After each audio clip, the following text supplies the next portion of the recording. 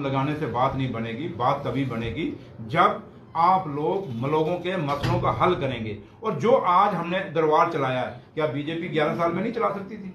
बंद तो इनके टनूर में हुआ ना, हमारे टनूर में तो नहीं हुआ। आज अगर हमने चलाया तो इन्होंने क्यों नहीं चलाया? इसलिए सिर्फ आप वेट करिए, हमें 5 साल की हुकूमत है और 5 साल की हुकूमत जब खत्म होगी आपको सारा बताएंगे। Thank you sir. एनसी की तरफ से नगरोटा कॉन्स्टिट्यूंसी में कौन आ रहा है, लोग जानना चाहते हैं।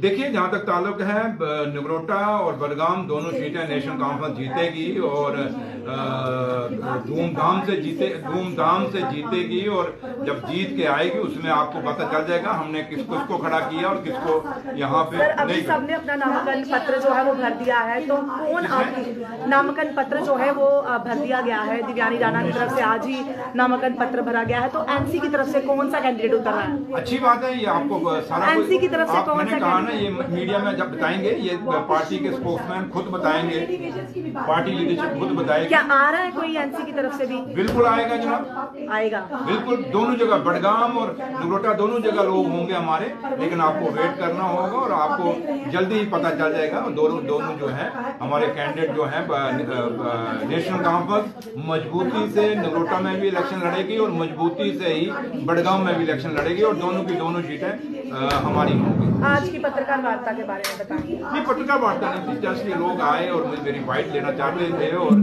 सिर्फ है कि क्योंकि जम्मू में एक बहुत बड़ा फैसला हुआ है, उमर साहब ने फैसला लिया है, उमर अब्दुल्ला सरकार ने, और डॉक्टर साहब की डायरेक्शन पे, और जो पार्टी का मैनिफेस्टो था उसमें ये हमारी था कि जब हम जीतेंगे सरकार बनाएंगे और हमारा जो है यहाँ पे सरकार बनाने के बाद हम दरबार मूव दोबारा कराएंगे। और ये दरबार मूव किसी पार्टी का दरबार नहीं था, ये मूव का फैसला, ये शेर कश्मीर शेख साहब का फैसला नहीं था, ये फैसला महाराजा साहब का था। और महाराजा साहब के टाइम से ये दरबार चल रहा था। और जब ये दरबार चलता था, लेकिन बीजेपी और पीडीपी और जो एलजी सरकार थी, जो लोग ड्रामा करते हैं बीजेपी वाले रोज के भाई हम महाराजा साहब की बहुत इज्जत करते हैं, तो भैया अगर इज्जत करते थे तो ये महाराजा साहब का ख्वाब था जो आपने तोड़ा था दरबार बंद करके।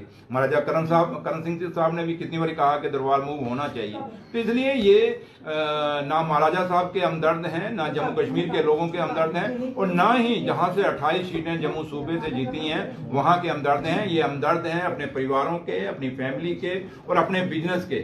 और अगर इनका बिजनेस बंद चलता रहे, इनका फैमिलियां चलती रहें, बस उनसे इनका रोकना वास्ता है। और आप कहें कि इनका वास्ता जम्मू कश्मीर के लोगों से है, तो कोई वास्ता नहीं है। Thank you. सर, एक सवाल रहेगा, जिस तरह से आपने प्रीपेड बिजली के